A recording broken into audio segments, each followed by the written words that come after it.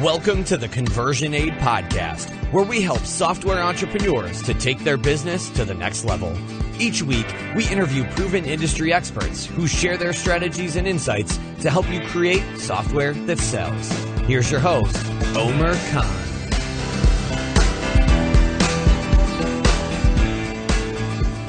Welcome to the Conversion Aid Podcast. This week's interview is a story of two university students who wanted to use their knowledge of machine learning to build a startup. But they had a few major challenges. They didn't have a business idea, they didn't know how to code, and they didn't have the money to hire a developer.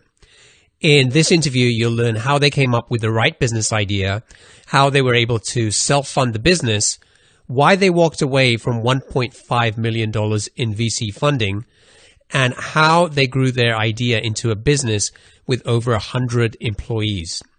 Before we get started, I'd love to send you my free productivity toolkit, which will teach you the habits, hacks, and tools used by successful founders and entrepreneurs. If you'd like to get a copy, just head over to conversionaid.com/VIP.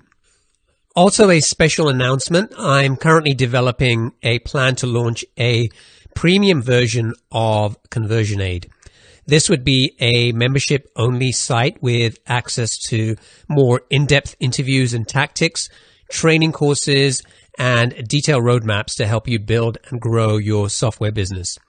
I'm looking for a small number of people interested in becoming founding members. As a founding member, you would provide feedback and help me shape the offering for the membership site. My goal is to launch it as a minimum viable product and then quickly grow it into a resource that provides massive value for its members. As a founding member, you'll get access at a ridiculously low price, and you'll be grandfathered into that plan even when new members are paying 10 times what you are.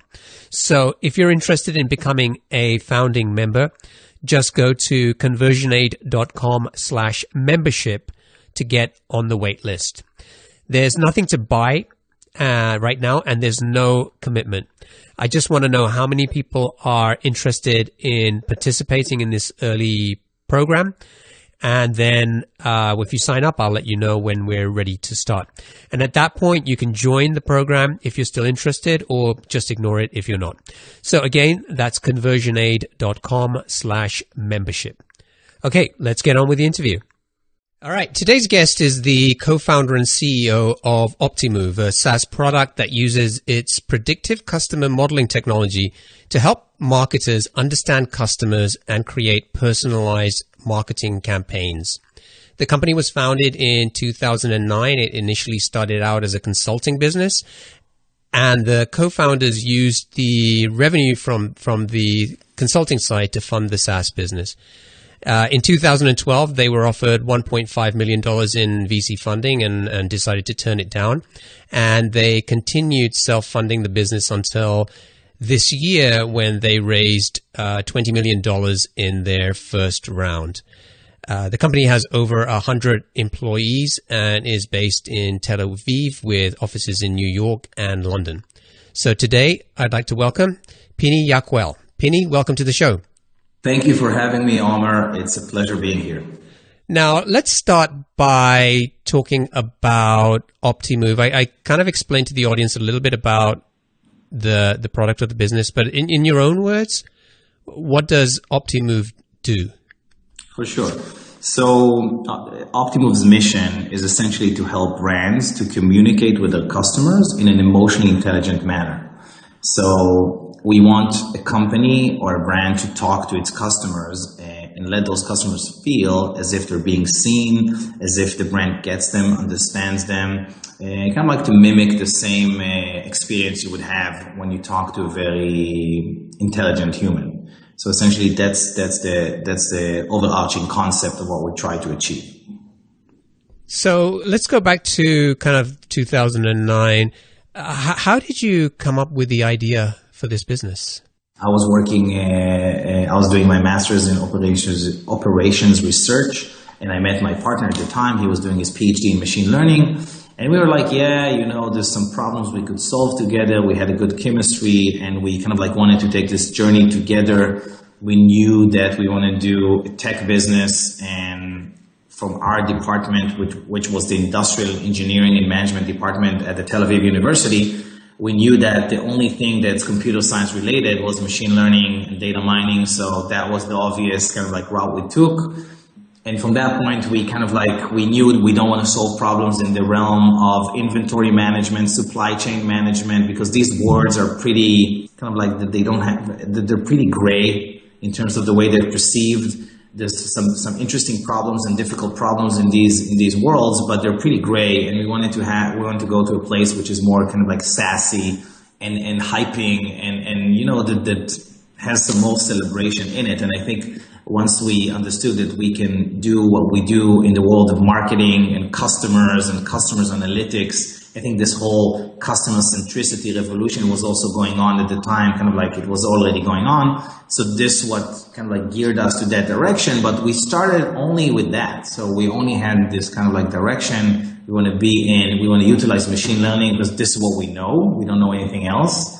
We have some major skills there, so we want to utilize that in the field of customer analytics and to cater for the customer centricity revolution. That was the only thing in the beginning.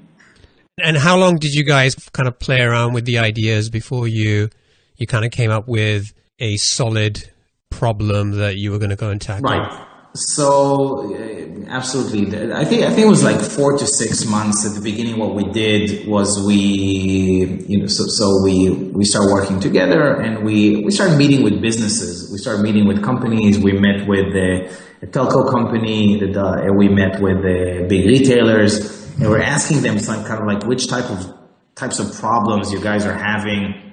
How do you use data to solve these problems? Do you utilize kind of like advanced machine learning and things like that? And this one cellular company, they said, we have this thing that we call the churn lab. So this is kind of like a laboratory in which we analyze data to predict churn. And so we met with the guys from that lab, and they told us what they did. And we said, hey, guess what? There's another way to do that. And we obviously referred to our own technique that we both studied in our thesis. And by the way, that was how the original concept for the product, the original concept for the Optimove model was born at that point. And then we went back home, we started to sketch it, and we started to kind of like formulate the basic concept.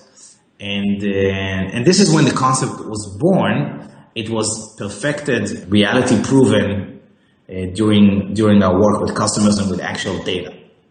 Okay, so the idea basically kind of boiled down to let's use this predictive technology to figure out which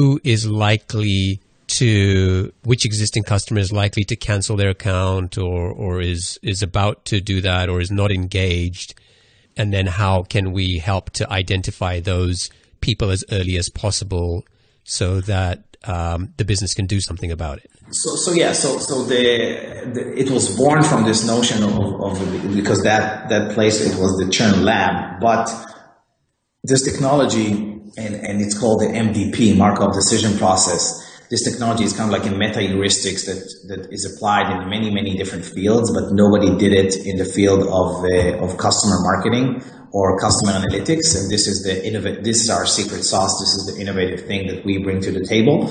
And it's not only predicting churn, it's essentially predicting everything that happens along the customer lifecycle. So if a customer is just registered, what's the probability of them essentially becoming paying customers? If customers are active, what's the probability of them churning? If somebody churned, what's the probability of them coming back? If somebody is active, what's the probability of them becoming VIPs? So there's all these kind of like, we call these customer migrations, and the prediction is around all types of customer migrations under one type of technology. So that was essentially the overarching concept that we started to toy around with at the beginning. And this is what the Optimove model essentially does today after many years of refinement and kind of like iterating and optimizing and tweaking it. But you guys didn't build the product at that point, did you? Because you started out by... We don't know how. we can't code. That was, when I watched the movie about Facebook, I think it's called The Social Network, right? Yeah. So I was like so envious of kind of like the actor that played Mark Zuckerberg, but Zuckerberg essentially that he was able to build his own product.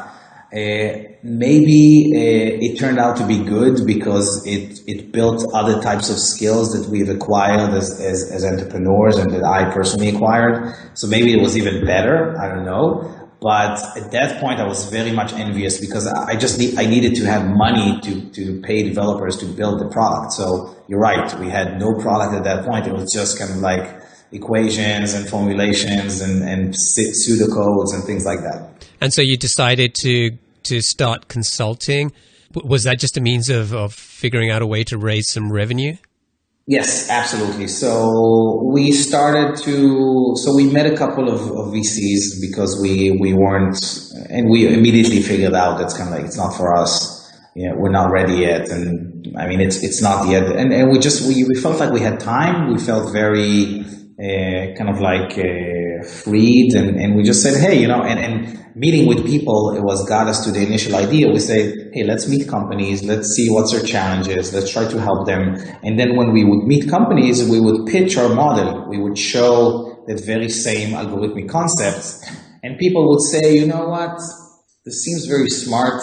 I don't know, but I like these guys. I like the fact that they thought about this very thoroughly. I'll just give them my data and let's see what they can do with it. So that was the beginning, kind of like got data from companies. We promised to deliver some results, like show them interesting segments, show them interesting patterns and insights in their data, find those nuggets that could help them take better decisions or even could help them run interesting customer marketing campaigns for their customers. And that was the beginning. And then, we started meeting these companies and offering them kind of like to work with us on a retainer basis. So they would send us their data. We would get the data, we'd get it into our office, we would start, crunching it, working on it, meeting them on a weekly or bi-weekly basis. And essentially, I think we kind of like became the house data scientists for these companies, but it was outsourced. So instead of them having their own data scientists, we would fill that function. Got it. Okay. So I'm curious because you said your co-founder had been learning about machine learning. Right. But was that purely kind of from an academic perspective? There was no kind of hands-on? Yes. That's something that I discovered pretty quickly. So yes, we both. I was like, oops. Yeah. No, I mean, but I think, I think that we both I worked a little bit, part-time in a consulting company, but we both didn't have a lot of experience, and essentially we had a lot of passion and academic know-how. And, then we started our journey. Essentially, it's a journey. We started our journey to become what we are today. So how long did it take you to build the product then? So what happened was at the beginning, we did apply for it. So we never raised money until recently, but we did got a few grants from the chief scientist in Israel, and that essentially enabled us to kind of like outsource the first development project.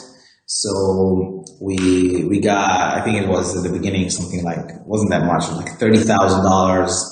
And we used that to pay to this development house to do the first kind of like mock-up version. It's actually the skeleton of the model. And what we did, we just showed them the pseudocodes and like, this is what we want this thing to do. And they built it for us. So this was the first thing. But it took time. I think after maybe like a year and a half or 2 years, we started having the first versions. But at the beginning, we just kind of like mirrored the model itself and the outputs of the model in this kind of like a website. It wasn't yet a product. We were still trying to understand ourselves what are the outputs and the benefits that you can get from this model, and we used the dev people to help us mirror that out. That was the beginning. And however, the experience so working with all of these businesses and customers and getting their data and seeing their data and applying our model on it, also tremendously helped us to forge our identity and understand what we want to do and how we want to do it. So when we productized our product, it wasn't like we're two coders in a room trying to imagine what would people want. We had real life experience from the consulting arm of the business. Yeah, because basically those people were your potential customers for this SaaS product when it was going to be ready. Yeah, exactly. Okay. All right. So let's fast forward to the point where you've got the first version of the product built. What did you guys do to start selling it? Right. So I think that was around 2012 that we got kind of like that. I feel that the product was mature, and I would say that that's the point where we had product market fit. And that's the point where we started to pivot away from services completely. So, you're asking how did we sell it? Yeah, I mean, did you start going to your consulting clients and get them to start using the SaaS product instead? Absolutely, that happened, but that's kind of like a catch-22 because in many ways these clients are already accustomed for you providing consulting and holding their hands. So they're not going to be your power users of the product, but it's a very good start. And we just, same way we sold consulting, I think selling is about, engaging with people, listening to them, dazzling them, wowing them with your fresh ideas and concepts and your passion, and you kind of like transfer your enthusiasm over to them, and hopefully they become your champions and they start to sell it internally. Essentially, yes, this is what happened. And I realized about myself that I'm pretty good at selling. And I think that this is something that's super powerful for a startup. I think that a lot of the startups that fail, you would find that there's nobody in the founding team is a strong salesman. And that's a huge problem because they're going to use hired guns. And hired guns are not good at the beginning. They're only good once the company is proven and you have a substantial brand, and then they can help you grow your business. But the builders should be the founders, and a big portion of the building is selling. And if one of the founders cannot sell, it's a big problem. I see it in many cases. You see startups with like 3 founders. One is techie, the other one's also techie, and guess what? The third one is also techie. So if you got 3 CTOs sitting in a room. One CTO can speak a bit better than the 2 others. He becomes the CEO, and I don't know, but it's a problem. So being effective at sales also means anticipating the kind of objections that your potential customers are going to have about buying your product and being able to address those. As you went out and you started having these sales conversations with people, and particularly those that weren't already consulting clients, what were some of the objections that you were getting to them buying your product? Yeah, so you have, I think in any, people in sales know this, and you can find it in any book on kind of like Sales 101. And there's a ton of objections. People would, there's kind of like a few things that happened in order for a sale to be successful. So I think one of the earliest things that I realized myself, and I was self-taught in almost everything. So one of the first things you realize is it's a different discussion when the company has decided they want to do something around your field of expertise or when they haven't. And you get completely different feedbacks when it's situation A versus situation B. When they have decided they want to do what you are doing, or something similar to what you are doing, they would be asking very specific questions. They're going to ask more about the practicality of how things work. They want to gauge your ability to be their partner and to be a partner in their success. So the whole philosophy and the way they kind of like feel you out is completely different. Whereas when you barge in and kind of like knock on their door and you're saying, hey, I do XYZ, and they're like, what is XYZ? Then you start the education process from the beginning, you'd get a whole different set of objections. Does this make sense? It does, yeah. So you on the one hand, you've got a group of people or prospects who you have to basically convince that they have a problem that this type of technology will solve, whereas the other group are already experiencing the problem. They've already probably thought about potential solutions and identified what you guys are doing as one possible way to solve that. So they're already convinced that they need to do something. Exactly. Yeah. I would call it, let's call it kind of like the education curve of the prospect, right? So you meet many companies, and when you meet that company, the company is they're at a certain stage of their education curve. They could be very advanced. Maybe they're already doing what you do internally with kind of like an internal solution and a homegrown solution. And now they understand that there's a lot of problems with the homegrown solution. And then you talk to peers, you talk to practitioners like you. So they would be kind of like either digging what you do, or they would either be saying, hey, that's not so impressive. And then that's a whole other problem.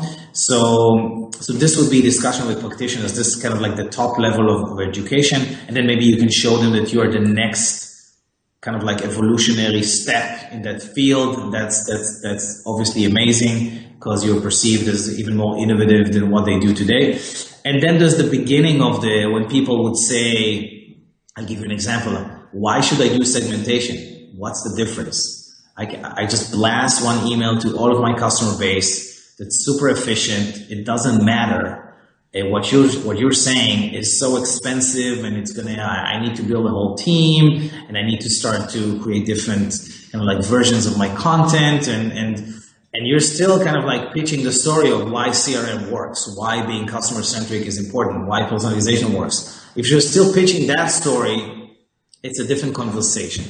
So I think that summarizes that. But in terms of objections, I would say, so, then there's the typical objections. People sometimes fear of change, fear of technology. You have objections that has to do with job security. You have a ton of different objections.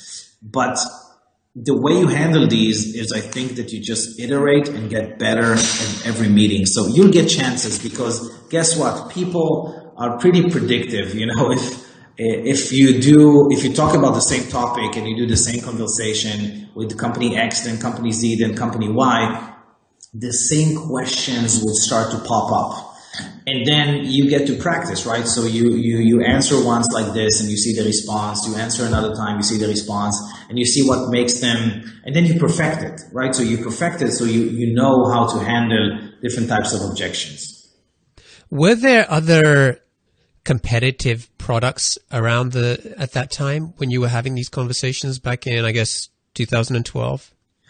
Yes, I think that there's always competition. There's always competitive products. Sometimes your prospect can perceive. Also, the perception of who's competitive also has to do with the prospect's education, right? So if they're highly educated, they can understand that, for example, we are not competing with an email company. But if they're less educated, they would say, hey, I can build some segments with my email tool. What's the difference? Right? So for them, the world is shallow. It seems kind of like more flat, right? So imagine that, if you are somebody with a very sensitive palate and you're a foodie and you can appreciate the finer things in life. So I can kind of like take you to this boutique pizza place, and I'll tell you that the dough is organic and they've been kind of like fermenting the dough for this and that, and they use special flour imported from blah, blah, blah, and the tomatoes have been this and that, and the cheese is this and that. And then you're going to eat that pizza and you're like, oh my God, it's crazy. But somebody else he eats everything and he doesn't care. And he's like, hey man, just, some tomato sauce and cheese. What's the big idea? I mean, I can do it at home with a piece of bread and tomato sauce from a can, and it tastes the same. And I think that has to do, because everything in life could be very similar, but could also be extremely different. It depends on your perception and mindset and level of education, I would say. I'm curious whether the kind of the predictive technology was kind of baked into the product by then, and that's what you were using to differentiate your product from. Absolutely. Sorry, go ahead. Yeah. So, and that was part of the $30,000 that you'd invested in hiring somebody or outsourcing that development work to do this, or did that happen with further development and over kind of subsequent a year or two? No. So by the time we released the first version of the product, I think it was like 2012, and then beginning of 2012, and then by then we've taken the code from this external company, and we've hired our VP R&D, and he had a bunch of coders. So we were able to get some money from the consulting business and invested and build a team of like 3-4 developers that worked for like a year to perfect the product and get it to that stage. So that definitely happened, but you're absolutely right. I think until today, by the way, the reason Optimove some of the reasons that we're able to be more successful than other companies is I think that people understand that what we do is more unique, and it puts us in more of like a blue ocean. It allows us to get better pricing. We're not being, we do have competitors, but we're not commodity. So if somebody mentions a competitor, I would say, you know what? It's close, it's in the same field, but go see their product, see our product, and then you'll tell me what the difference is. Because then, the system speaks for itself. You see the depth of the science and the scientific approach, especially in today's world, right? If you go to websites of companies, it all feels the same. Everybody's, especially marketing people, they're very quick to adjust their message. And if they understand that the word predictive or the word multi-channel or the word art versus science, or combining art and science, the second that they get it, they're all going to put it on their websites. But then the question is, what is science? If I multiply two numbers, one against the other, is that science, or is that second grade algebra? So. Marketers can say whatever they want. They can say it's science. Nobody's going to penalize them. It's not the Supreme Court. It's marketing, and it's a capitalistic market. You can say what you want. So, but yes, I think our very core identity around the predictive model, and later we've added the automation piece that runs marketing communications on top of that, based on the insights that the model generates. That connection between the predictive model and the marketing automation piece is what made us very, very unique. And even our approach to running marketing campaigns is highly scientific. It's very much influenced by the model. So it all comes together as like a well-rounded character of a product. And then there were some interesting things that happened. From what I understand, around 2012, you had an offer from a VC for $1.5 million, but you turned that down. Mm-hmm. So let's kind of start by there. I want to kind of understand, how did that come about? Because I think you still had you were fairly early stage. You had a minimum viable product at the time. So how did you get to the point where a VC was interested in investing that kind of money with you? Yeah, so listen. Generally speaking, I don't live in a bubble, and despite the fact that we were bootstrapping, we were constantly meeting with VCs from time to time. Sometimes it's kind of like a mutually beneficial way, both for VCs to get on top of what's going on in the market. So they want to meet me as somebody that's innovating in the space of CRM and marketing automation. And I want to meet them also to learn about the market trends. I have to say that because I was very this is my first job, still is my first job. So I was fortunate enough to also learn from them. They would say, hey, listen, everybody's doing SaaS now. That's the trend. This is why. Or they say something else. So they'll give you the standard recipes of how people are building companies.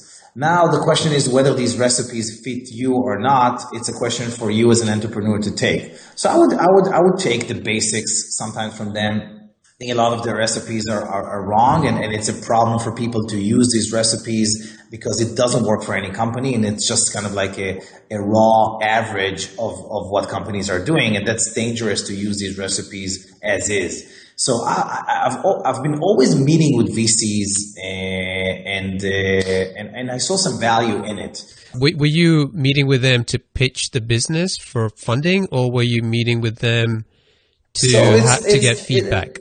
Yeah, so it's a kind of like it's a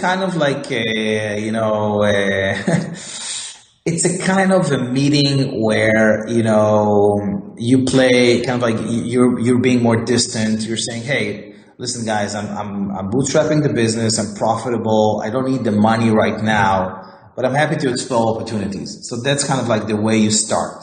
That's how I start, because it was true. It was also true. I never met the VCs when I'm like, oh, guys, I'm dying. There's 6 months left.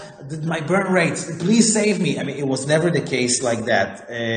So I was always I had the privilege of meeting them and, talking as a grown up from a point of strength. And they would be asking some questions like, how would you know that people would give you their data, right? Because you take so much data and it's sensitive data and you want to put it in the cloud.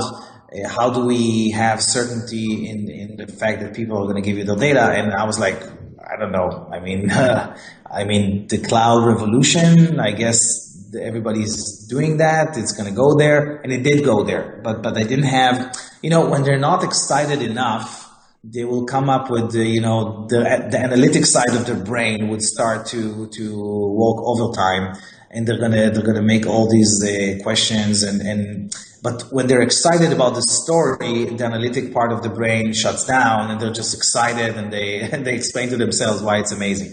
So I think, and some people get it wrong and they think that they would be very analytical all the way through, and I don't think that's always the case. But so this was the situation. We always met with VCs, and I think the more mature you get, and I was never kind of like, because I never needed the money before, so if they said, hey, we're not sure this and that will happen, I was like, okay, it's all good. I'm just here for a meeting. No need. Everything's great.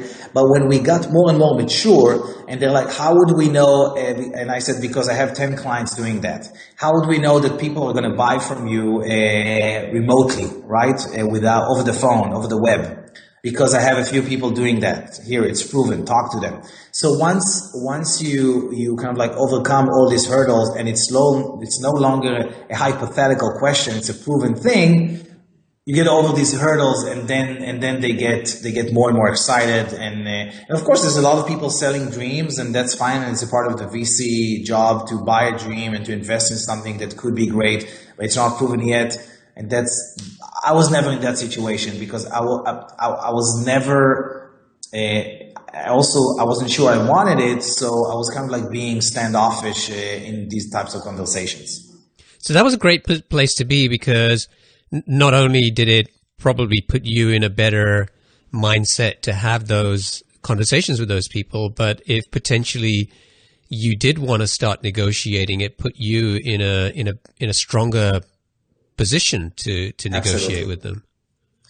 Absolutely. I mean, and even when I closed like the last round, I was always in a strong position. I was always fortunate enough to say, listen, guys, if it doesn't work, we don't have to do this. And I did it from a place of strength.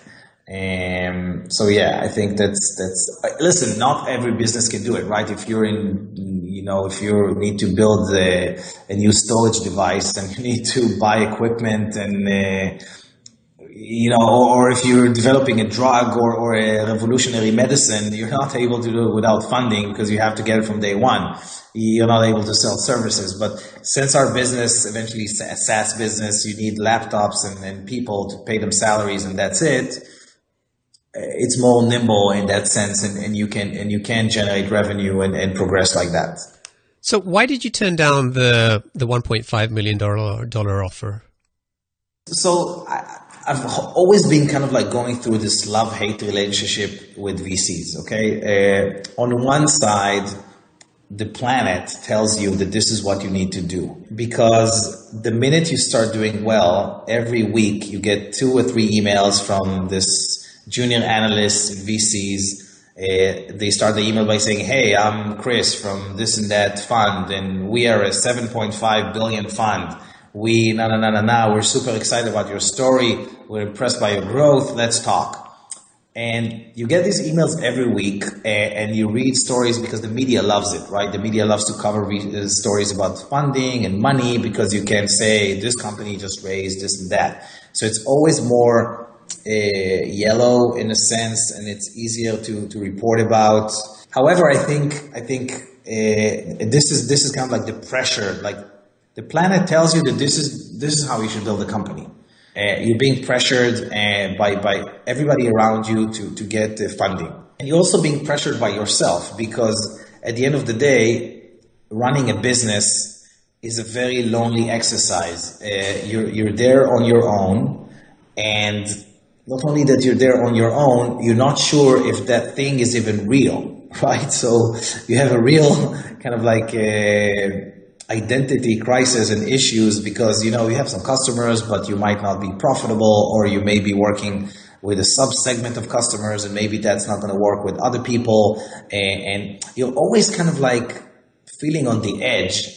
And you're aching for validation. You're aching for somebody to tell you.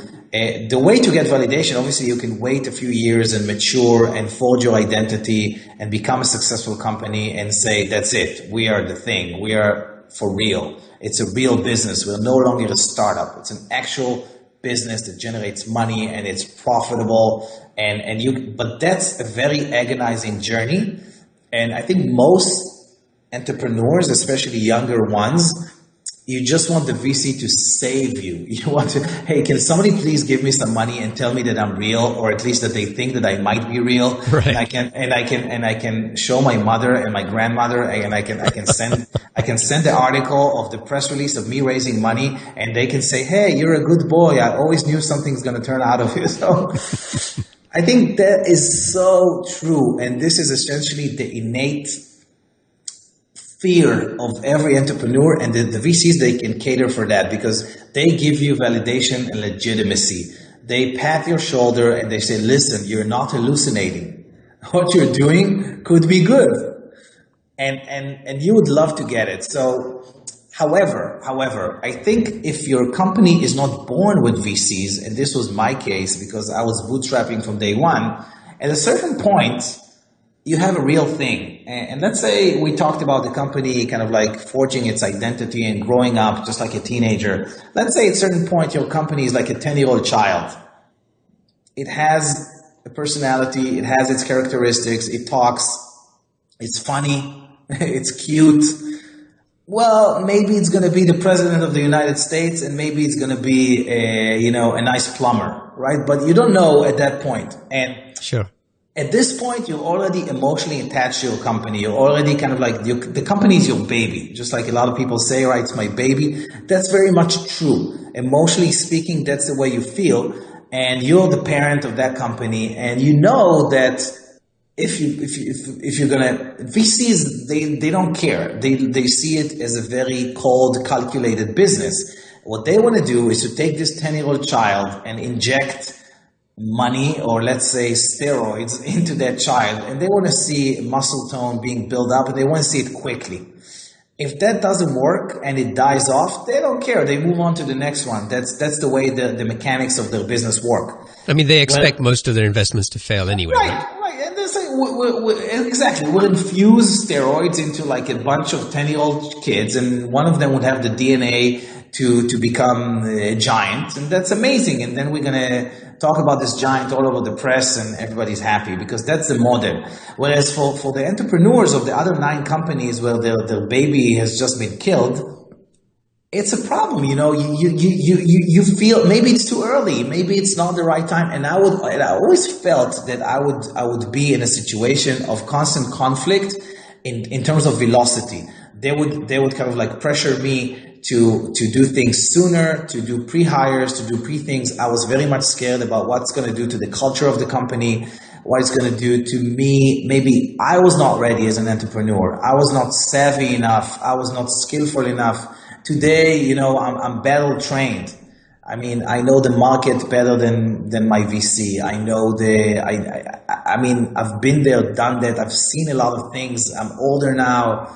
So I can, and the company is older now. The company is mature. All the pieces are in the right places. We've proven a lot of things, and now, and you know what? We're not working with a VC now. We're working with a growth fund.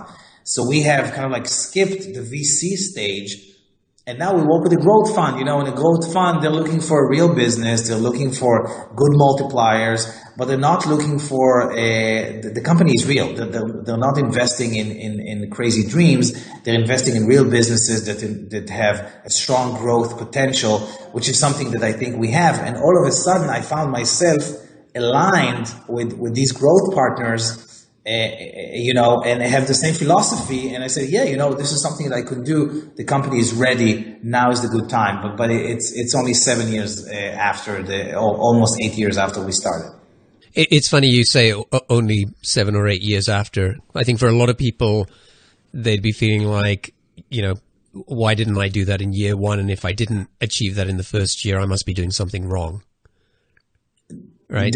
Achieve what? I mean, in terms of raising money or getting to the point where you can have those types of conversations.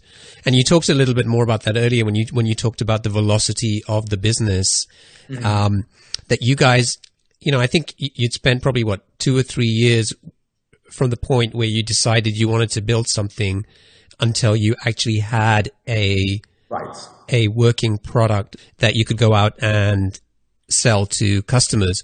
So you kind of never struck me as the kind of guys that were kind of like, we're going to build this product, we're going to go and IPO, and we're going to kind of sell and become kind of successful in the next 18 months. You seem to always be thinking about the long the long-term view of this.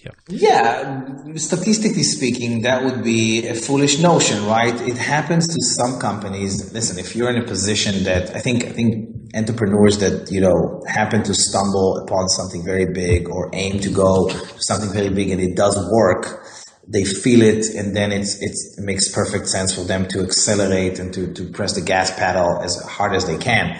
However, I just think that every company has its own story, and you need to adapt your parenting or your leadership of that company accordingly. And yes, I do think that,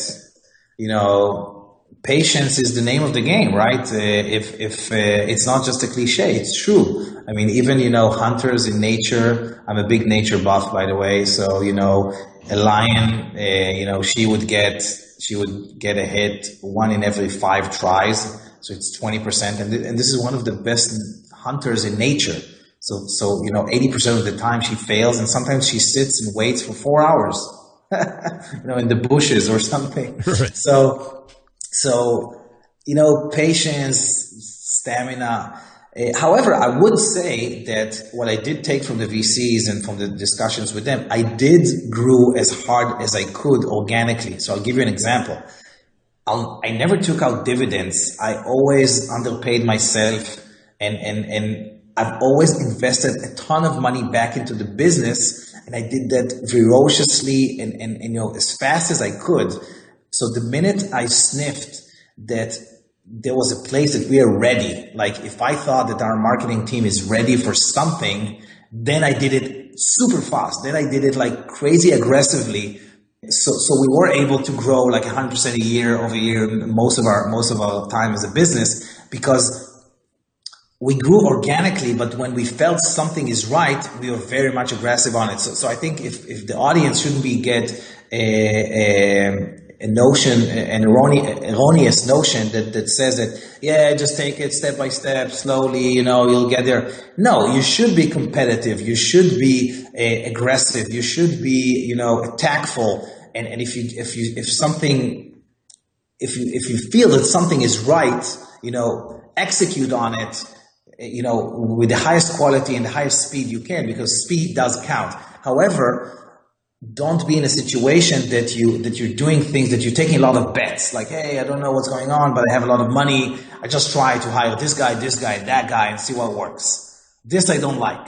But I think something that I did learn from the VCs is this notion that essentially growth is king. So to get a successful company and to get traction from the market, to get traction from your employees, from your customers, everybody is kind of like, bowing down to this old god of growth. This is the god of the capitalist world, right? You can make a lot more revenue as a company, but if you don't grow fast, the market's going to penalize you, right? The market's not going to give you a high valuation if you look at the stock market. So I got it from the early beginnings, but I just invested the money in a smart manner, organically, where I thought was the best places in the bottlenecks of the company to unlock growth. So we did it in a more kind of like paceful manner. It was paced steadily and surely, but it was still pretty aggressive. So with what we could do, right? So I just wanted to clarify that. Yeah, thanks for that. I'm curious about one thing. You studied industrial engineering at university. You're in a company which is very data-driven in what it does. Yet from when I looked at kind of how you made the decision about whether you were going to take the $1.5 million in VC funding or the $20 million that you just raised from the growth fund, while we talk about it, you're able to kind of explain the thinking process, and it sounds very logical and rational in terms of, kind of the why you made that decision. But from what I understand at the time, those decisions were made from the gut. There was a lot of, this doesn't feel right. This gives me a sinking feeling. This doesn't give me a sinking. This makes me feel good. And a lot of times, listening to the gut and or your intuition is sometimes considered very kind of like, is like some new age stuff, right? Or especially if you're in an environment which is sort of very data driven. Right. So is that a kind of a good reflection of just generally how you make decisions? Absolutely. I think that, you're hitting the nail right on the head in terms of like, I think it's a true, modern life dilemma, because today we do have a lot of data, and then people would get, they would try to make more and more of their decisions to be data driven. I think that people should be very much data informed and data driven in terms of like there's many things like you can't manage what you can measure, and I'm a big believer in that. I think that if you reflect the true situation of a business with data, that's also great, because what data allows a company to do is you get rid of the myths and the drama. I'll give you an example. Somebody goes into your room, an employee, and he's like, what happened? Last night we had this issue in the support team, and there was this failure, and the guy's super dramatic, and he's talking about it for an hour, and he's going across the company and telling this story. And this story happened once in 3 years. It doesn't reflect anything, and it's not a real problem. It's just something that happened, It was a fluke or a misfortune event, but if you show the data and you say yes, but our service level is 99.9% and it still is, and the trend is not changing, then everybody shuts up. Everybody shuts down because there's no room for drama anymore. The numbers and the data gives us a way to see reality as it truly is. However, so this is, I think, the way you should use data. What you should not do is look for every type of answer in data, because still most of our lives and our realities, both as managers and as people, is not digitalized, and we do suffer from a tremendous deficiency of data.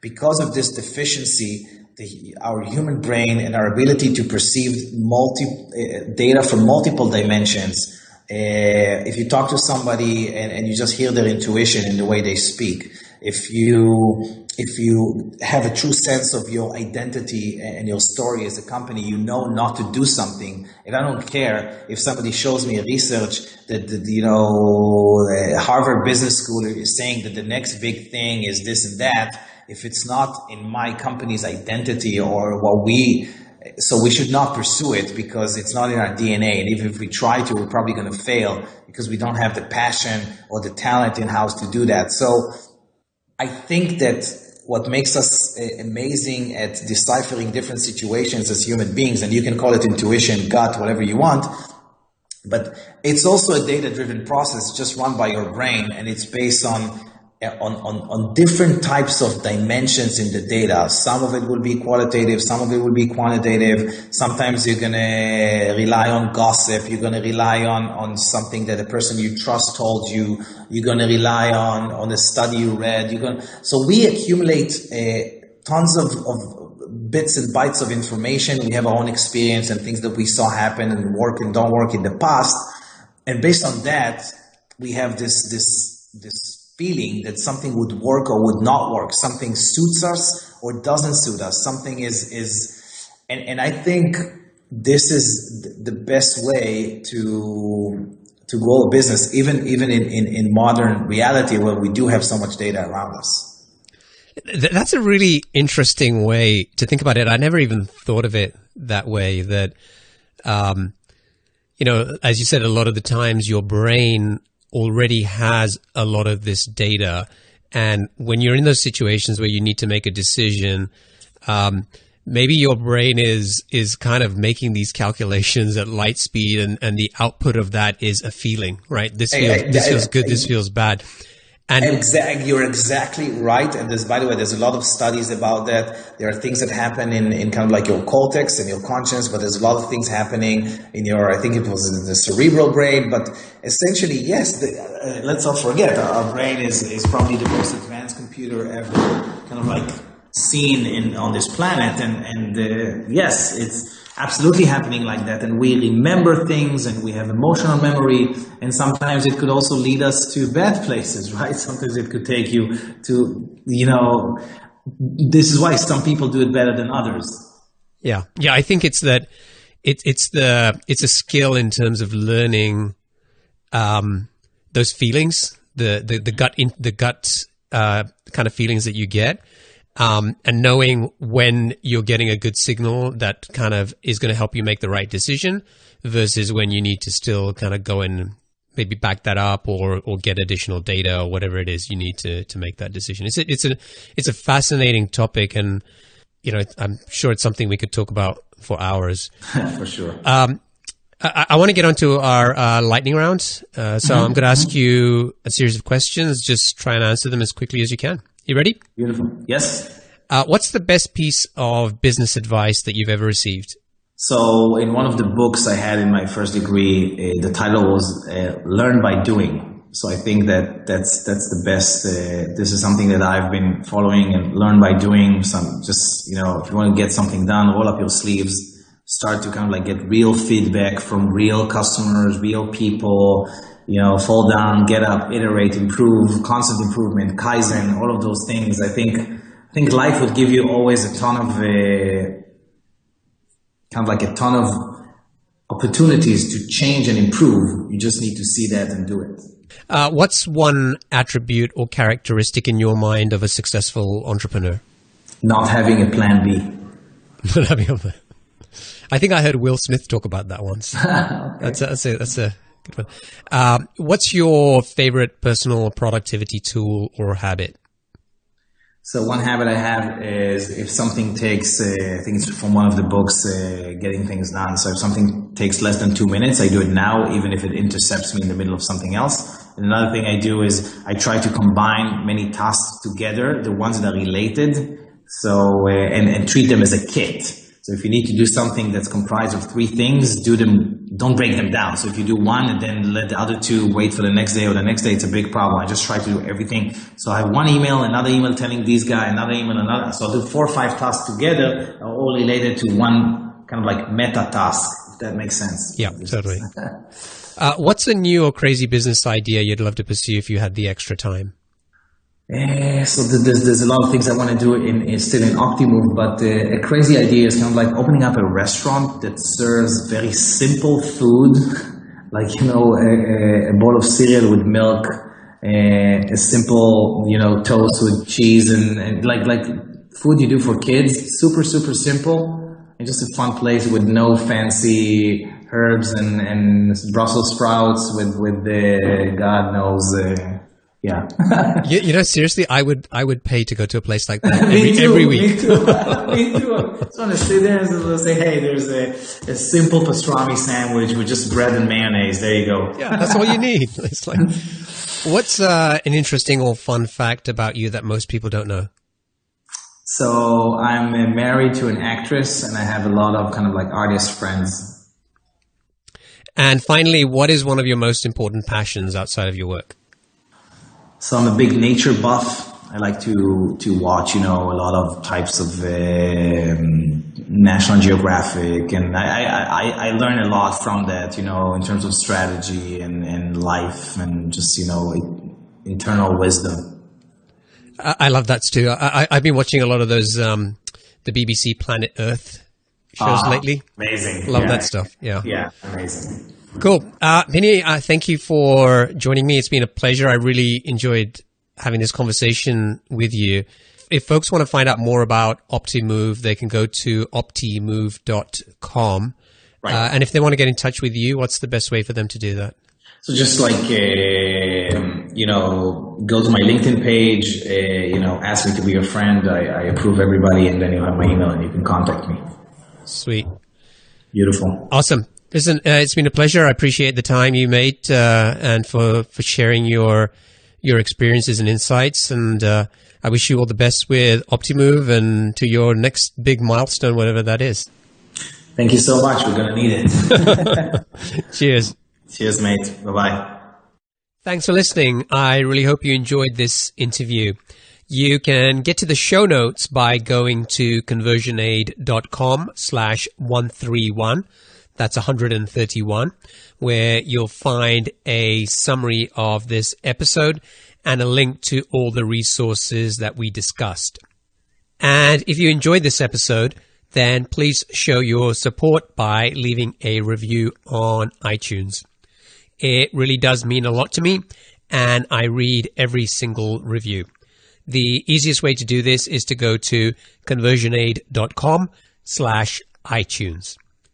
Until next time, thanks for listening. Take care. Thanks for listening to Conversion Aid, the podcast that shows you how to take your business to the next level and create software that sells. But things don't have to end here. Head over to conversionaid.com/VIP and get yourself on the free VIP list, where we share special insider content and news about upcoming episodes. Thanks again, and we'll talk to you next time.